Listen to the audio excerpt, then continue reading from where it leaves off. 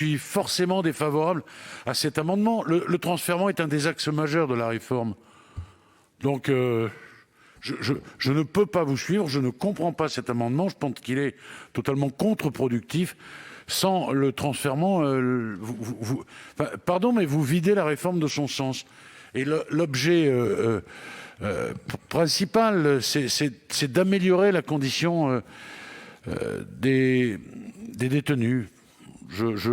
J'ai du mal à suivre, monsieur le sénateur, et je suis totalement défavorable. Je range évidemment à tout ce qui a été dit, mais très clairement par monsieur le rapporteur.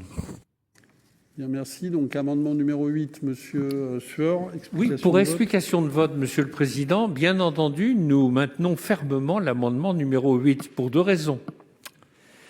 La première, monsieur le garde des Sceaux, je regrette que vous repreniez le discours de monsieur le rapporteur, qui consiste à dire que nous serions contre le transfèrement, ce qui est le contraire de ce que j'ai expliqué tout à l'heure. Donc, je réexplique.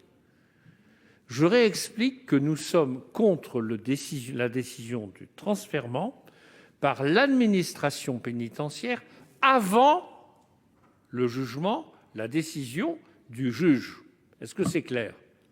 Est-ce que quand je dis ça, ça veut dire que nous sommes contre le transfèrement ? Nous ne sommes pas du tout contre le transfèrement, mais nous sommes pour que le transfèrement ait lieu, le cas échéant, après la saisine et la décision du juge. Donc, quand on me dit que l'on est contre le transfèrement, a priori, c'est un procès d'intention que je n'accepte pas. C'est quand même tout à fait possible, c'est raisonnable, c'est pertinent que de défendre une position selon laquelle le transfèrement a lieu après la décision du juge et sur proposition de celui-ci. Ça, c'est le premier argument, monsieur le garde des Sceaux. Mais oui, mais écoutez, on est là pour débattre. Et je voulais enfin ne pas laisser passer l'aporie de monsieur le rapporteur. En effet, vous nous dites, la meilleure façon pour qu'il n'y ait plus de surpeuplement, au moins, c'est le transfèrement. Vous réfléchissez à cela. Bien sûr, on peut distribuer autrement le malheur. Ça n'empêche que c'est le malheur. Alors, s'il y a un taux de surpopulation de 105%, comme on a dit tout à l'heure actuellement, de plus de 120% pour les seules maisons d'arrêt.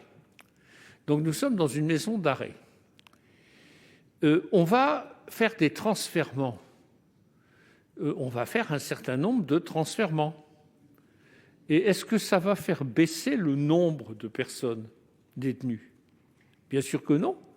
Quand monsieur le garde des Sceaux fera sa statistique, il y aura toujours plus que 120% de personnes détenues dans les maisons d'arrêt. Donc c'est une aporie. C'est-à-dire que ça ne change rien sur le fond. Bien sûr, conjoncturellement, monsieur Frassa, vous avez raison, ça peut avoir quelque effet, mais monsieur, en masse, monsieur le Président, ça n'a pas d'effet.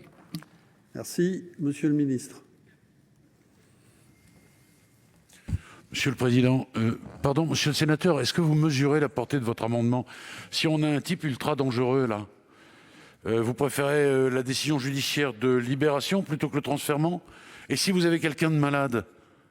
Enfin, franchement, moi, je veux bien qu'on parle pour le plaisir de parler, d'échanger, pour le contradictoire, mais votre solution, non seulement n'est pas pragmatique, mais elle est dans ses conséquences, si elle était retenue, si par impossible elle était retenue, extrêmement inquiétante. Hein. Bien, nous allons... Non, tout le monde s'est exprimé. Nous allons passer...